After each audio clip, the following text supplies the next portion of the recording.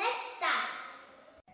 Take some wheat crisp, also known as khakhra. See, I have put it in a bowl.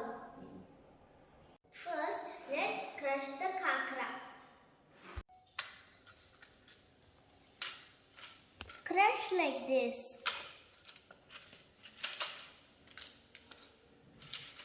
Crush into small pieces. Take some chopped onions, fried peanuts, squeeze lemon juice, Kashmiri chili powder, add salt to your taste. And the snack is ready. Let's prepare the Jal Jeera soda.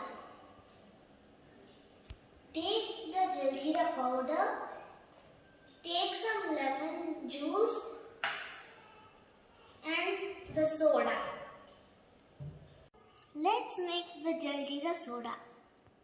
Now the Jal Jeera soda and the snacks are ready. Let's taste it.